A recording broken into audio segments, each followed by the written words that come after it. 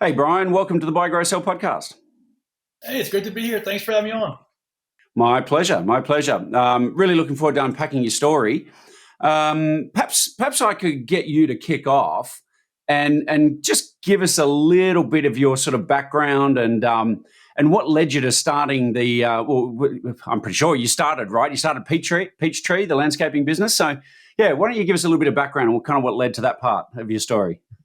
Yeah. So 22 years of business ownership. I've never had a job. I've always worked for myself. I'm currently CEO of a company called GreenPal, which is a mobile app in the United States. Works like Uber or Instacart, but for lawn mowing services.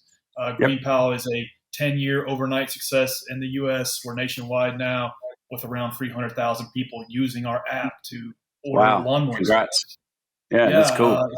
it's been a journey getting the app going from scratch. And it was kind of, I got started, I guess you could say I was naive in a sense. If I'd known how hard it was going to be to build this business, I never would have done it. Reason being, my first business was actually a landscaping company. I started mowing grass in high school as a way to make extra cash and stuck with this little lawn mowing business all through high school, all through college. And over a 15-year period of time, built it into a real company, eventually Yeah. getting it over 150 employees, got it over 8 figures a year in revenue, one of the larger landscaping businesses in the southeastern United States. And then in 2013, it was acquired. It was acquired by a national company in the space. And so Yep. after I sold that business, it was like going through hell and back. I thought I knew everything there was to know about running a business, a successful one, anyways. And I thought, well, I got bored, and I thought, what am I going to do with my life now? I thought, well, I'm going to start a tech company because that'll be so much easier. Boy, I didn't know what I didn't know. Tech business is ten I times call it. harder than a Yeah. traditional I one. call it entrepreneurial blindness, right? Like, I mean, I actually think it's, I don't know, is it genetic? It's something in there, but it's actually really important, because if we didn't have that, half of the great ventures and businesses out there today wouldn't have been started. It's so true. Every movie you've ever seen about entrepreneurship or every book you've ever read about entrepreneurship, they fast forward over the boring part of grinding the business out, building it from Yeah. scratch. If the social network was really accurate about how Mark Zuckerberg built Facebook, it would just basically be like him in front of his laptop coding 13 hours a day, and nobody would watch that movie. So it's like the fun and sexy stuff, is a very small piece of it, and that's Yeah. what seduces us into getting into the game. If we had Yeah. known how hard it was going to be, we wouldn't do these things. So it's a good thing. Yeah. I love that, actually, that example you're giving. It's actually funny. A friend of mine said, when he first heard the podcast, he said, "You know what I love about the podcast is," he goes, "I was half expecting the typical Instagrammable bullshit that people put out there about business. Hey, I have ADHD. I started a business in my parents' garage. I add water, shake, and now I've got a unicorn." Yeah, right. Where he goes, "Where actually I wanted to hear the middle part, like how did you get from point A to point B, and what were some of the lessons and learnings and da da da da." So, so that's I love that because we're obviously on the same page here, and that is the story and the detail that business owners and entrepreneurs need to hear, right? Yeah, I agree. When you're learning from people and trying to learn from like a podcast like this one, I find it's helpful to look at someone who's one level ahead of you in the game. Yeah, Somebody like if you look at business as Super Mario Brothers, 10 levels of the game, and maybe you're stuck on level 4. Try to find people who are on levels 5, 6, and 7, and yeah, learn from them. If you're at $1 million a year in revenue, try to study people who are at 3 or 4, or maybe 8 figures, and learn from them so you can get to the next level. yeah. I find like I was listening to an interview with Brian Chesky, who's the CEO and founder of Airbnb, on Masters of Scale with Reid Hoffman, and it was Yep. interesting and it was cool, and I love the stories, but Brian Chesky might as well be on Pluto compared to where I'm at. GreenPal's Yeah, doing 20 to $30 million a year in revenue, so I need to be learning from people who are at 9 figures and who are at 100. yeah, That's what I'm trying to get to.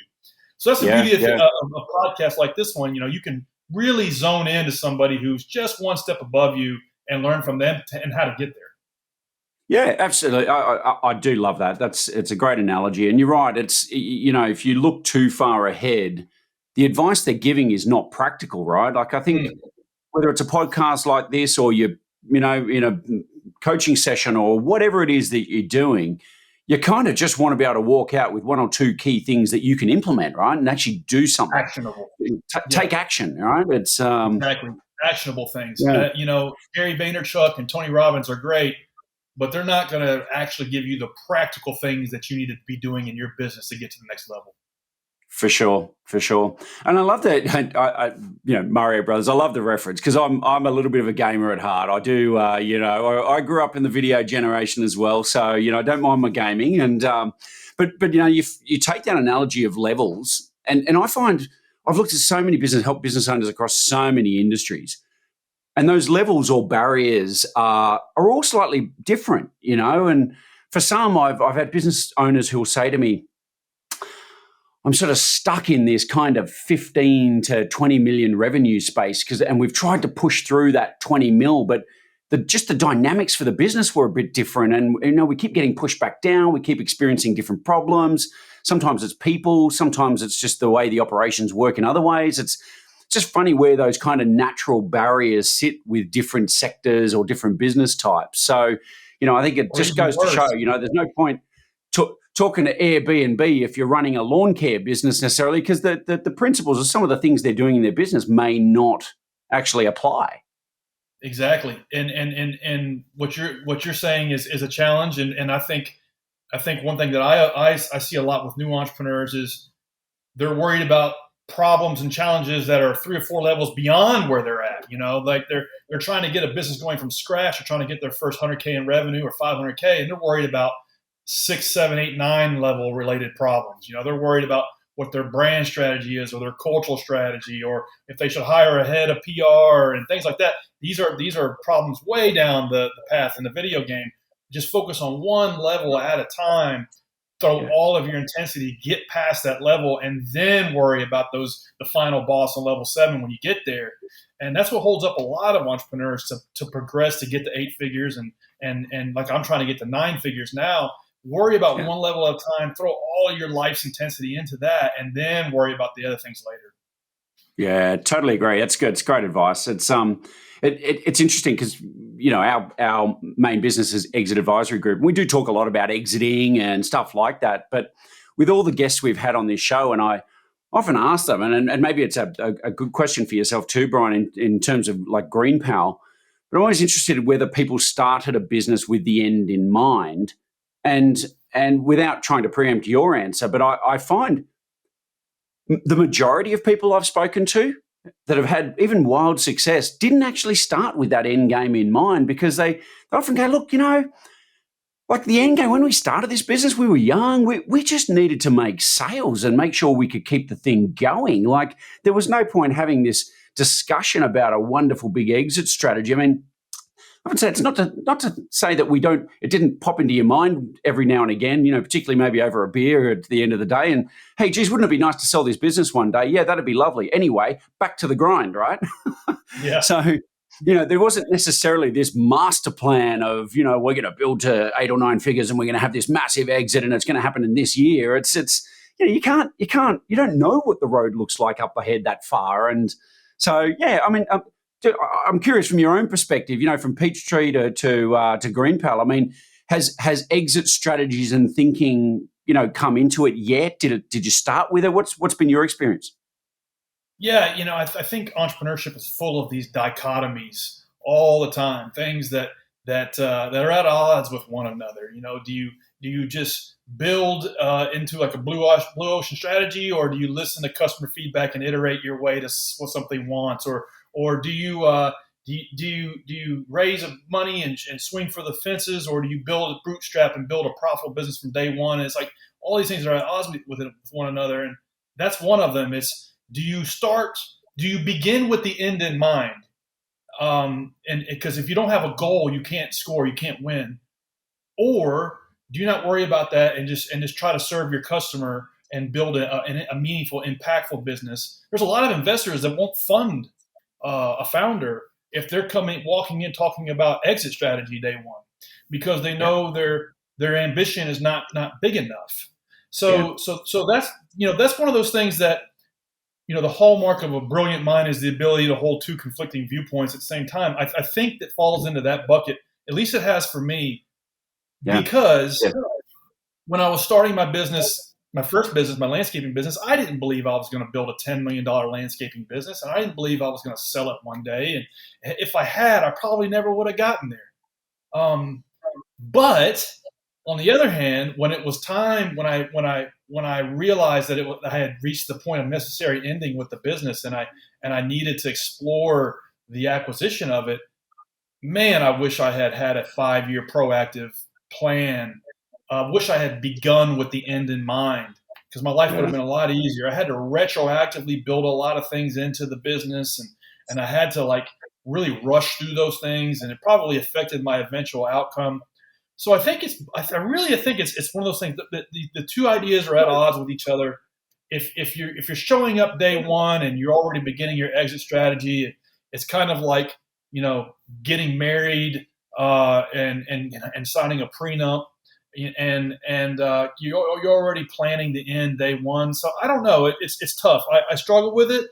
I did it wrong. I wish I had had a 5-year plan.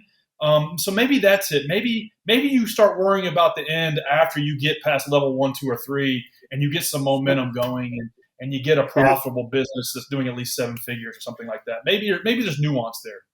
Yeah, yeah, no, I think you're spot on, and I think once again, I think the journey is going to be a little bit different for every entrepreneur and every kind of business as well, right? There's overlay what we all want internally for ourselves. We are in a very large market that does have a pretty big impact on us, and so you've got Yeah, to be, I guess, you're sort of picking your timing in the market as well, right? So just to add a little yeah, more complexity to the thinking, so. right. Um, I sort of liken it a bit to, well, I mean, look, ultimately, our business is, and this podcast, even is built on the premise that we all exit our business one day, whether we like it Yeah, or not, right? Like you're going to exit. And so yeah. One it's, day. I think it's a bit like those old explorers, right? They'd get on a boat and they'd travel across the Atlantic or the Pacific. They're going on these massive journeys, right? And I think when they get on that boat and they start on that journey, they know there's an endpoint. They Yeah, absolutely know it, regardless, right? Sometimes they sink in the middle of the ocean, but hopefully they want to make landfall somewhere on the other side of the world. This is a huge, huge journey. So they've got an end in mind, but really that exit plan for them is really just looking at the compass and going, "Yep, we're facing north. We're going in the right direction." That's yeah, that's about as detailed as we can get about our endpoint at the moment. Is we're going in the right direction. Now, get the sales up, do this, do all the stuff we got to do, right? But by the time they get further in that journey, that's much more advanced. I mean, that's when they're going to start pulling out the maps of the coastlines and going, well, how do we approach this thing, right? Like, how do we right. start to navigate the shores and the landing points and you got to get more detailed and specific about that part of the plan. So, Yeah, but the yeah, anyway, that's strategy, always been my. the vision never changes. That's right. That's right. And The sometimes how vision you never get there changes. is going to change. But Yeah. yeah, The vision and the ending may never change. The path in which you choose to get there meanders and iterates, and you can't really plan that out as yeah, well as you think you can. And so maybe that's it. Maybe it's like there's never a change in vision. There's never a change in like your destiny. Yeah, I had to make a decision when I started working on my second business, because it was a lot harder than I thought it was going to be, and I made yeah, the personal decision that no matter what, I was going to be working my butt off on my best idea, no matter what. So no matter what happened, how fast, quick, or slow this project was going, or if I decided to quit and do something else, I was going to work on my best idea. So that was a personal decision I made, that was the vision for my life. Now, I guess, fortunately, I wasn't very creative. I've had one good idea in 11 years, and it's this one. It's push a button, get a gardener. yeah, And so I guess that worked out for me. But I think maybe that is kind of like, as an entrepreneur, you make this decision to be that explorer, to go on that journey, and you don't, kind of like those Ernest Shackleton quotes. You don't really know what's in store, but the vision is this different way of the world that you see it, and you're going to build that out. Maybe Yeah. that's the answer. Maybe that's what satisfies the exit strategy. Rather than saying, I think Amazon wants this thing, and so I'm going to build to that, and that almost never works. It Yeah. really Yeah. almost never works. And it lacks intrinsic motivation, right? And Yeah. I love what you're saying there is that, hey, whatever I end up doing, I want to do my best work and work on my best ideas, and because that actually speaks to who you are as a person and how you're Right. going to be spending your time, right? Like there's a Right. decision when we get up every day to say, well, what's going to be my approach and what is my attitude and how am I going to feel about my day? All of that is a choice you can make. And Right. and it's interesting, you take that principle and apply it even to exit planning. I'm always chatting to owners who are thinking about getting out, whether it's in a year or in 10 years, and saying, you know, before you get sort of caught up in what you want for the business and the money and the this and that, start asking yourself really the big questions around what do I want as the human who sits behind this business. Exactly. Like how do Yeah. you want to spend your time? Who do you want to Right. spend it with? What are the sort of the things you want to be doing day to day? Because, in fact, I had a friend over last night. They were talking about their next stage of life, and she actually said, I've started on this path. I can do this. I've realised now I can go down this path, but I find myself asking a question of, well, actually, do I want to do that? Yeah. And I said, well, You yeah, better make like you damn need to sure be you looking do. at. Yeah. Look at the day-to-day stuff you're going to be doing, right? Because if you just say, hey, I want to be a successful 8-figure entrepreneur, well, that's lovely.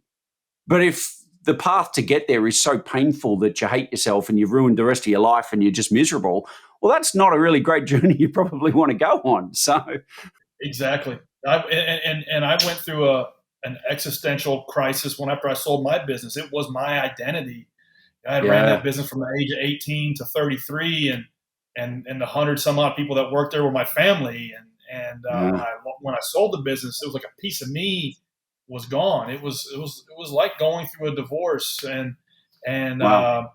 it was really tough. And sold the business in 6 months. I was out of it, and I remember I was sitting on a beach in Costa Rica trying to live the good life, and I realized that over a course of like 3 weeks, the biggest problem I had faced was that the bar ran out of my favorite type of tequila, and I thought, oh wow, this is not good. Like my life is more meaningful than this. I need to have challenges and a project and goals. So that's when I made the decision to try to go out and start a tech company, and I'm glad I did that Yeah, because if you're doing business, if you're really trying at building a business, you will evolve into a whole new person every 2 or 3 years.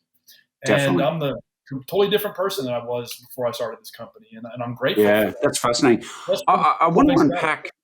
Yeah, absolutely, right, because it's a journey. In the end, it's a journey, and if you're not enjoying that journey, like, man, forget, yes, there are destinations or what I prefer to just call milestones in life, right? Like as there's, you're achieving certain things before you tack and change course and do something different. But, I do want to unpack how you started Green Power and some of that journey, because I think there's a lot of interesting things here from both doing a startup, but also going into the tech space because it's everywhere these days, right? People thinking about tech and how it's impacting our world and all this sort of stuff, and I'm learning more and more about Chat GPT, and I'm like, geez, man, it's a different world than what I grew up in. But if I could can I rewind a little bit back into sort of Peace Tree, because you mentioned there about selling and feeling like you're losing a part of yourself, and I'd love to unpack this part of the journey where somewhere in there you've kind of made a decision. Okay, it's time to sell this business.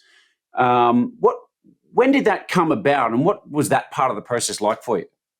Yeah, it's a great question. But I get so I folks ask me quite often, "Hey, I want to sell my business like you did. I hate running my company. It's a hassle. The people that work for me are ungrateful. My competitors are unscrupulous. The tax man is killing me. Regulations too much. I hate it, and I just want to get out of it. And so, how'd you do it?"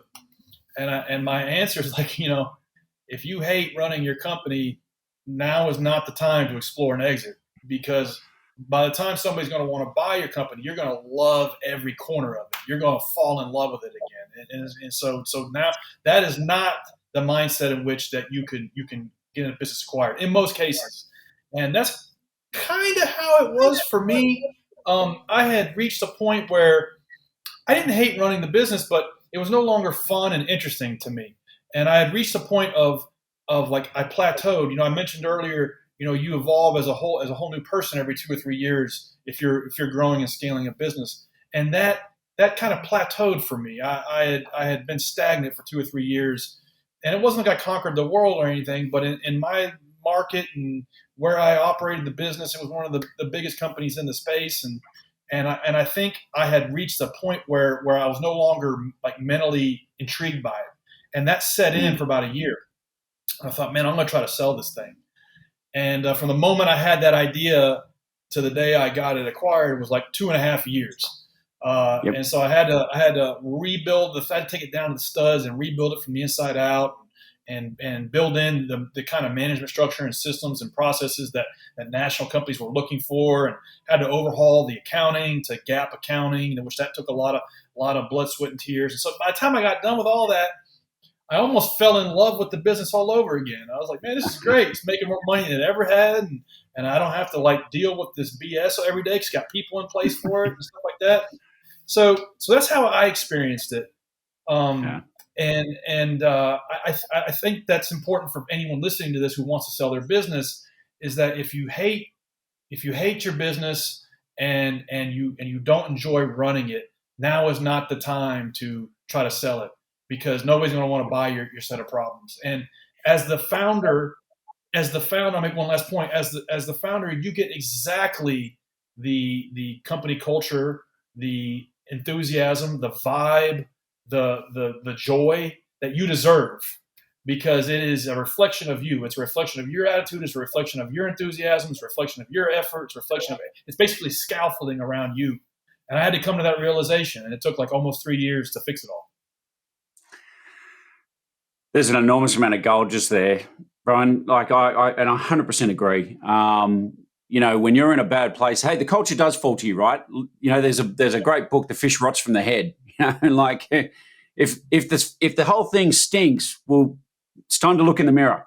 Yeah. and realize who's responsible for that, because you're the only one who can affect that change. But you talk about selling, and I've seen this before as well. It's one of the premises of our business is that business owners would come to me and say, Simon, help me sell. I'm ready. And I'd kind of look under the hood of the business and go, you've made a decision you're ready, but your business is not ready. And if you go to market now, like, could we sell it? Probably. But you are not going to get what you believe this thing is worth. And you're right. Nobody wants to buy your problems, right? Like it's, so, hey, it's, and I love the fact that you mentioned 2.5 years too, right? I'm always saying to people, some people are surprised even when I tell them, if you and I start working together today and I'm going to sell your business for you, you got to give me at least 12 months. Yeah, so I might get it done in 6, I might get it done in 9, I might get it done in 11, but give me 12 months, because some have taken longer, most don't. But at the end of the day, you need to allow for a proper process. Now, that's assuming you're happy with the valuation today, you're happy with the timing, the terms, you feel like everything's in place. If that's not the case, then you need runway, man. And that could be a year, 2 years, 3 years if you want to change your strategy. So once again, it comes back to roll your sleeves up. Yeah, that's right. And you're going to work harder than you've ever worked getting this thing ready.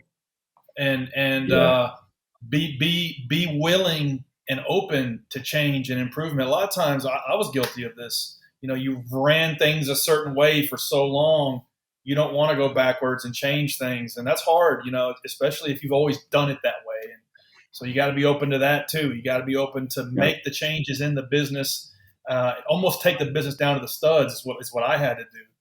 And that's what it took me 3 years. So amazing insights there, Bryan. What happened when you started the process? So you've gone through all this hard work. You're obviously in a much better mental state about the business and how you feel about it. But what did the actual process of selling look like? Did you engage advisors? How long did it take? What did all that sort of piece look like? I made one good choice, one good decision, I guess you could say, is I hired a broker that that focused on our industry and kind of knew the industry from the inside out. And all he did was sell big landscaping companies. He didn't didn't do anything else. And so he had the Rolodex. He knew what acquirers were looking for. He knew how to put together the pitch deck, and so he had kind of been there and done that 20 or 30 times before. And so that was one thing that I did have going for me. But what I didn't know was how screwed up our bookkeeping was, how screwed up our accounting was, how, quite frankly, how much money we were losing on just bad accounting and bad management of expenses and things like that. And then also, if you're running a business to sell versus running a business to keep as a legacy business to hand off to family or something one day, those are two very different strategies. And so, I'll give you one quick example. We had a 20,000 square foot facility that 90 trucks went in and out of every day, and I had a thesis or an idea that if that place was spotless and looked like a Ferrari dealership, that would somehow manifest into quality and for our customers. And so I paid a full-time janitor to do nothing but clean this shop every day. And once every quarter, we had an outside vendor come in and re-shine the floor and polish the floor. And we painted the thing. I mean, the place looked amazing. And it was because I had pride in it. I wanted our people to have pride in it. And it was, I couldn't really close the loop on what we spent on doing that. So anyway, it's a long-winded story to say all of those expenses were avoidable. And if I, save $20 or $30 or $50,000 a year, doing that, you times that times 7 or for, whatever your multiple is.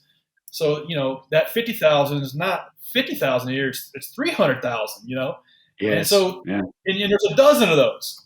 There's a dozen of those discretionary expenses that you might do something different if you're going to hand a business off to your children or run it until the day you die, versus one that you're going to try and sell next year or 3 or 5 years from now. So there was things like that I learned the hard way. So anyway, this broker was able to kind of shepherd us through that, and we were able to get some of that stuff added back in, but not all of it. And and quickly began uncovering all these inadequacies and fixing them, and then going to market. So from the day I hired him to the day that we actually had people come kick the tires was a year and a half, and then it took another year to get a deal done. Yeah, there you go. And that for those listening, that's I think a great example of how to be thinking about it for your own business. And hey, if you get it done quicker, fantastic, right? That's great. That's awesome. But be prepared. Nothing worse than starting a journey and it's a 100-mile journey, but you only put enough gas for 80 miles. Like, come on, have enough gas for 120 miles, and that way, if you finish early, well, that's great. You've still got something left in the tank. But and metaphorically, your personal psychology as an entrepreneur, managing that. If you think, if your expectations are that you're going to get something done in 6 or 12 months, and it ends up taking 3 years, your expectations are all screwed up. You're pissed off. You're not making the best decisions for the business. Your people are sensing that. Buyers are sensing that. So managing your personal psychology as the founder is critical to getting something like this done. Yeah. Brian, I'll ask you a little sort of maybe a little bit of an offbeat sort of question in terms of, business itself. But talk to 2.5 years, that type of journey. How did you manage? How was your personal health? How was your, one of the things I see with business owners is they got their day job, right? They're busy. They suddenly start going down this path. And I've had business owners describe it to me as like taking on another day job, because it's like, wow, there's so much to do here. And, if your business is big enough, you have a little deal team internally and you've got a CFO and you've got other people to support you. But, fantastic if that's the case. But there's still work. There's still time. There's effort. There's stress. And one of the things I see with some people that goes out the window is how they're managing themselves physically and, are you eating properly, sleeping properly, exercising, doing all these things that we all know, you need to do if you're going to manage things, the rest of your world well, right? So how did you find that for yourself? Yeah, it's one of those things. We all know it, but it's so easy to neglect it. And I screwed that up too. I was under a lot of stress trying to keep the business as profitable as it could be, making all these changes, rebuilding all this stuff, fixing all the accounting, then getting it ready, then talking and negotiating with buyers. Getting it sold was contentious and difficult. There's a lot of retrading at the end. And so the first thing that fell by the wayside, because I was trying to juggle all these other balls, the first thing that I let slip was my personal health. I would just eat whatever I wanted. I didn't exercise, and I would go home every night and drink like 3 or 4 or sometimes 6 beers just to like cope through it. That is the opposite of what you want to do to get through this. I mean, you really do need to prepare yourself physically like a Navy SEAL, like you're going to war, because a lot of times to get a transaction done, you kind of are. And if I could have done it all over again, I would have gotten up an extra hour early, ran 2 or 3 or 4 miles, drank slammed a thing of carrot juice and been ready and felt good rather than just coping. I would have showed up and I would have been thriving throughout the day rather than coping. So screwed that up, and ended up, when I sold the business, I was 50 pounds overweight, and that took a year and a half to fix and got that straightened out. So if I could have done it over again, I would have made myself get up an extra hour early every day and sharpen the saw, so to speak. Yeah. And business and fitness, there's a lot of parallels. There's a lot of like when it comes to fitness and dieting, like you only get paid for the stuff that gets done. You only get paid for going to the gym. You only get paid for eating right. Like you don't get paid for thinking about what workout you're going to do, or reading a blog post about a new fitness, a new keto diet or something. You don't get paid for that. You only get paid for what actually gets done in the gym and at the dinner table. And business is the same way. Whether you're building and growing a business, or scaling a business, or selling a business, you only get paid for what gets done. You don't get paid for thinking about it, or strategizing about it, or reading about it. So there's all kinds of interesting parallels between keeping yourself in shape and growing a good business. Yeah, I love it. I completely agree. It's it's such an interesting one, because that you're in a stressful period. So logically, we step back and go, well, actually, I'm going to need energy to get through this. I'm going to need to be able to think clearly at 4 p.m. after I've done 2 day jobs, in one day, and I still need to be able to make decisions and be responsive and do all this sort of stuff. So. But, oh, man, I'm tired. I don't feel like it, all this sort of stuff. So, and I've actually even had business owners who, it comes back to what you were saying before about, if you're hating your business, that's a bad time to make decisions. It's a bad time to commit to deals when you're not in a good headspace. And often you're not in a good headspace because you're tired, you're stressed, you run down, So, man, if you don't, I liken it to a 3-legged stool, right? Everyone gets it, right? You got business, you got your family and your friends and the things that give you deep intrinsic personal value in your life. And then you've got your health, right? Do you sleep, fitness, eating right, all those things, right? If you lose a leg on that stool, any one of those 3 things, that stool falls over.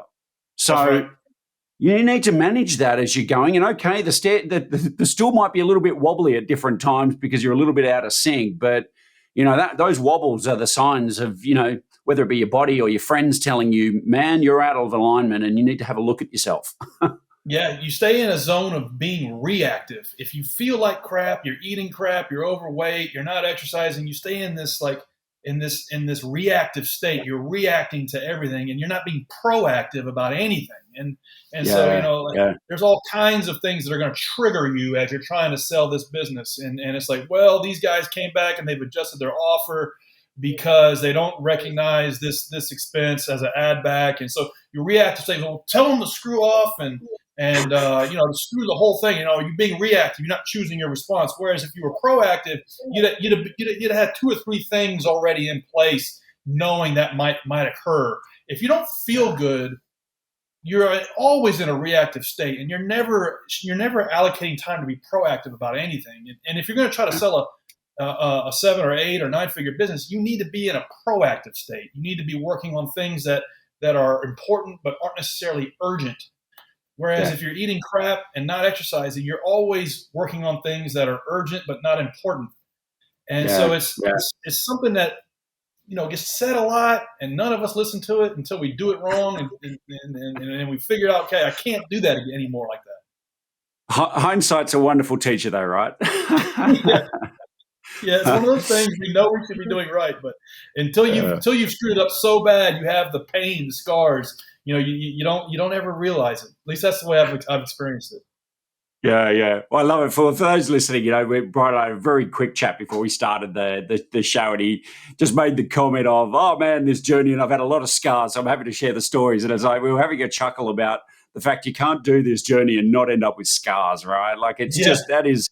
And you know what? It's okay to wear those scars with a little bit of pride, right? Like it's okay. I earned that scar, Like it's it's What makes it okay. So interesting, and it's what makes it almost in a weird way worth doing. There's a good book by a guy named Donald Miller, and he wrote a book called A story Thousand brand, Miles.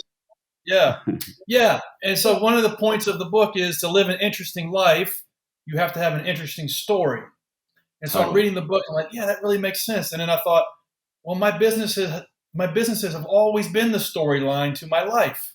And Yes. it's been the thing that's caused it to be interesting, and the ups and downs, and you as the main character are going through these challenges and overcoming them. That's what makes it an interesting story, makes it a movie that maybe you might want to watch. And so it never feels that way when you're in the low, but in looking back, you're almost always glad it happened, and you can always overcome it, and that's what makes it fun in a weird way, as crazy as it sounds. I'm glad you brought up Donald Miller, because he does fantastic work, and he does talk about having that personal mission statement for your life, right? Now, we're not talking. Everyone knows about having a mission statement for your business, but what about the mission statement for your life? And you're right. He talks about log lines for movies, right? Like, so for an example, for those listening, the log line for The Godfather, an aging, master criminal boss, or looks to hand down the reins to a reluctant son who's about to take over in a turbulent time. Like it's, oh man, that sounds interesting. Like I wouldn't mind watching that movie, right? So he relates that to ourselves, and what is your log line, right? And even Donald, I'm going from memory here, but I think Donald Miller's was something along the lines of, a guy comes for a young man grows up poor and overcomes his challenges in learning in business and life and whatever to grow a successful business and then impact the politics of his country and change the world, like it's whatever it is. Awesome. And I've totally butchered Donald Miller's, right? But so apologies, Donald, but trying to give the example here to anyone who might be listening that, you need to be the architect and the author of your own life. Yeah, and for us people who are crazy enough to try to start a small business, the business can be the storyline. It can be the thing that teaches you all these lessons, and it can be the thing that allows you to leave your mark, and it can be the thing that helps you improve your family's station in life, and it can be the thing that help dig you out of a hole and maybe buy your parents a house or something. It can be the thing that causes your life to be interesting, and much more so than if you were working in a cubicle somewhere. So that's how I look at it. There's been a lot of ups and downs, 22 years of running small businesses in my life, but I've always, looking back 5 or 10 years later, the lows, I'm always glad they happened in a weird way. We might be going into a global recession, and a lot of small business owners might be feeling some pain. And so maybe that's something to think about. In 5 years, you'll be glad this happened. I promise you it will. It's crazy. It's once again, 100% agree with you. There's a song about it. I'll have to look up who sang it now, but I remember hearing this the other day, saying, it's like you're going through the hardest times of your life, but somewhere in the future you're going to look back at that period and say they were the best times of my life. It's crazy. It's true. Despite the hardships, always the hardest, most grueling things that ultimately give you the best stories, right? Hey, I survived. Let me tell you about this, So, especially when you're having that beer and chatting with people later down the track, it's yeah. Hey, I think the takeaway here is what kind of life do you want, right? What kind of Right. life do you want? Because you have the power and the ability to be that author and write that script. So pick up a Yep. pen, man, And and a lot of people are getting their ass kicked in small business. Well, that is the storyline is making your life interesting.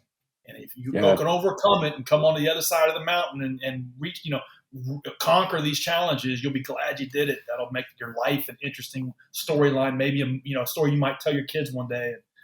And that's the way business has been for me. Nobody would ever hired me to do anything interesting. If I hadn't yeah. have pushed and mowed my first yard and set onto that path, then there's no telling how different my life would have been. Yeah, yeah, that's cool. I want to jump onto, if I can, I'll sort of change gear here because I'm keen to unpack Green Pal a little bit more if we can. Yeah. You've come out of Petrie, you've gone through this life changing event over a number of years, and then you've taken all that experience and said, "Well, I'm going to start a tech company now," and I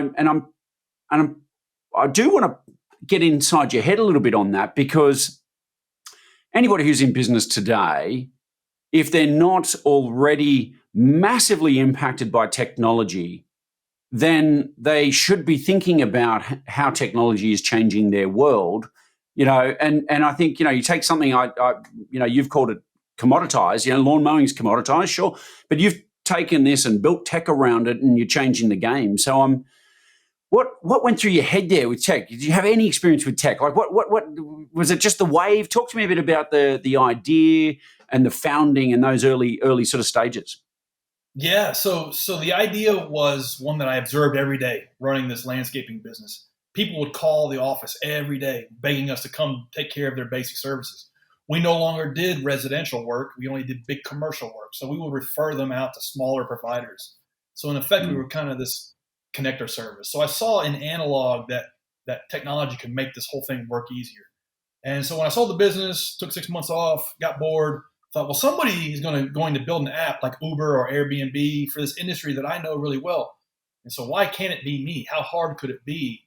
And so I had the idea, and it was naivete as an asset. I didn't know the first thing about how to build a piece of software. I didn't know how to build a mobile app. Didn't know how to do any of this stuff. I thought I knew everything there was to know about business, but little did I know, I didn't understand the first thing about running a tech business. But I didn't let that stop me, and recruited two co-founders, and we started working on the idea. And we thought we could pay a dev shop to build what we thought the app should be. So we wasted 9 months doing that, and like $150,000 of our own money. They released this thing. It was a total piece of crap. Didn't work. Then we came to the realization, okay, if we're going to be in the tech business, we're going to have to learn how to build software. And so we taught ourselves how to code, taught ourselves how to build software from scratch. And that took a couple of years, but we got a few customers along the way, listened to them telling us what they wish we would do to the app, make it better. And little by little, we ended our first year with like 22 customers, and now we have several 100,000 people using the app. And we've mm, self-funded it the whole way. We haven't raised any outside capital, which is pretty rare for a nice. tech company like ours. So yeah, it was naivete is what got me in the game, and then the personal kind of decision that no matter what, I was going to get up and I was going to go to the office and work on my best idea. And I had already tasted the life of no business, no entrepreneurship, and it was boring. And so I didn't want to go back to that. So kind of like by default, I was just going to keep grinding on this thing. And my co-founders were just as convicted as I was, and that's what got us through the first 3 or 4 years, which were the hardest. Yeah, yeah, wow, that's cool. It's and come full circle here in our discussions, I guess, in some ways. But you're now you mentioned 8 figures, and you're pushing to 9. And is there an end game in sight? Do you guys do you have discussions about an eventual exit plan? In kind of like what we were talking about, it's kind of like the explorer knowing that he's going to hit ground at some point, but you don't know. We don't really know how far away it is. Our Yeah, goal is we want to be in the lexicon of the English language, like Uber, Instacart, DoorDash, Postmates, Airbnb, and we're not there yet. We're still very much a Yep. small kind of niche product. So we know we Yeah. have a long, much further way to go. We believe that somewhere around a couple, 2-3 million users, and a couple 100 million a year in revenue. And right now we're at 300,000 to 400,000 users. So we have a long way to go. I'm going to keep doing this as long as I'm decent at it and I'm having fun. So if we get to a point where I suck and I've reached my point of where I'm the bottleneck, then we'll get a professional CEO or maybe sell the business. But I'm having fun and I'm pretty good at it. The team is 46 people now. And so once we get to maybe 100, 200 people, and I've never ran a company that size before, and I suck at it, then we'll get somebody else to run it, or then we'll sell it. Well, I'm going to make a pretty obvious prediction here anyway, is that, I suggest that you're going to have a lot more knocks on the door of people wanting to buy you before you ever could reach a point that you suck and shouldn't be running your own business anymore. So, and for those listening, you know what, like, the beauty of building a business and doing and enjoying what you're doing every day is that you don't need to sell, right? You're just doing something you enjoy doing, and you've got goals, and you've got realistic ways of achieving those goals, and it's fun. And so it's amazing how attractive you become. By the way, this is a personal thing as well as business, but it's amazing how attractive you become when you're a happy, fulfilled person. But also when you're a happy business owner, you're doing fulfilling work, your business is growing, it has purpose, you're doing good stuff in the world. That makes you an attractive business. And it's funny how people come knocking and want to acquire you when you get to that point. And I wouldn't have known to do it this way had I not done it wrong in the first company. Like I said, when I came to the conclusion I want to sell that company, I didn't hate it, but I didn't love it.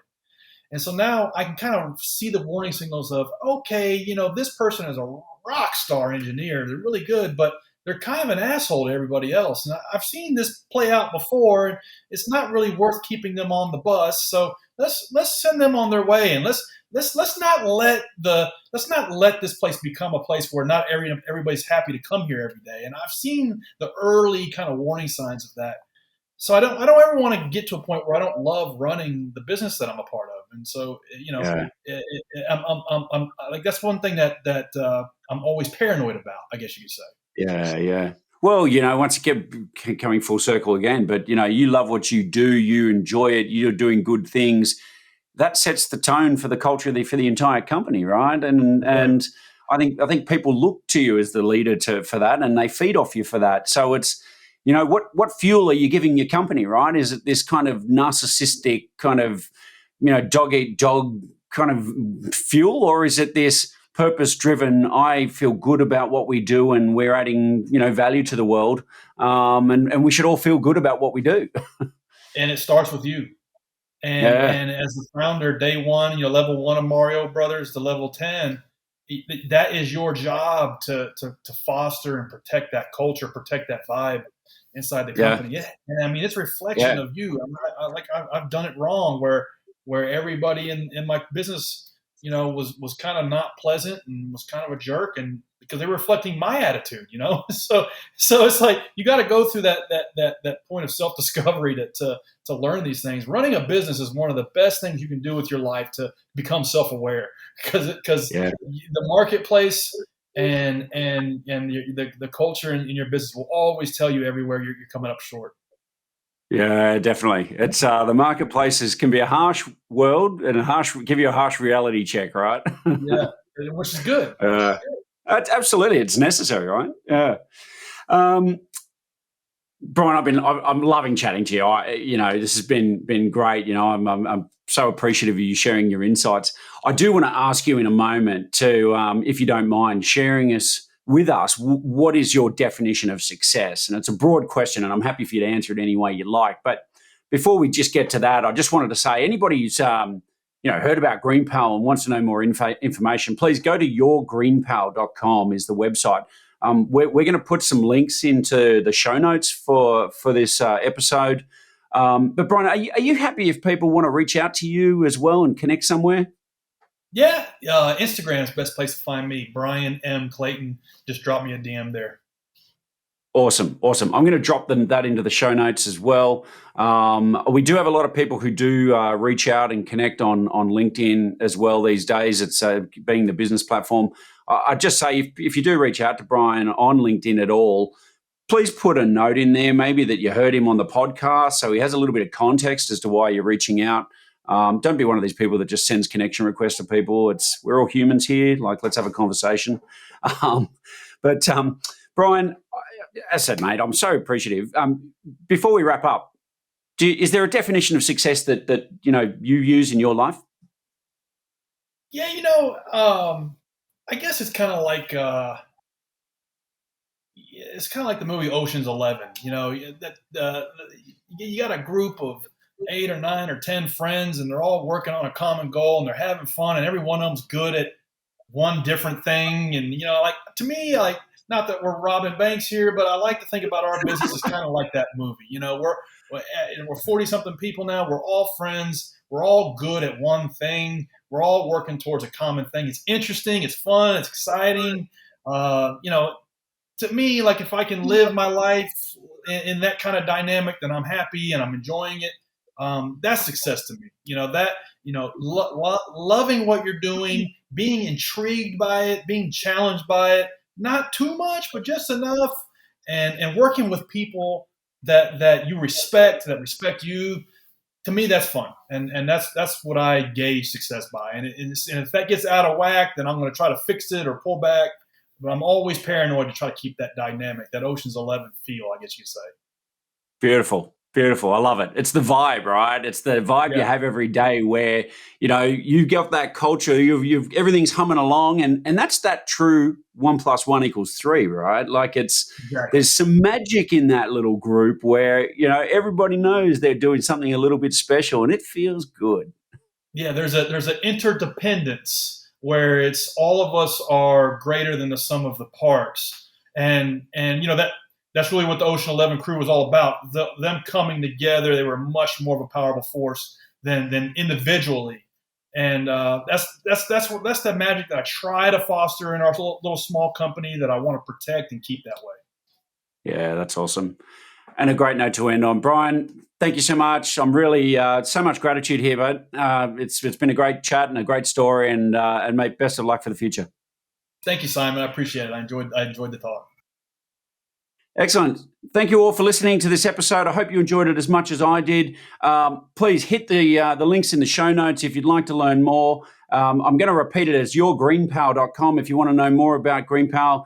What a fantastic business, and I think we're going to hear a lot more about this in the future.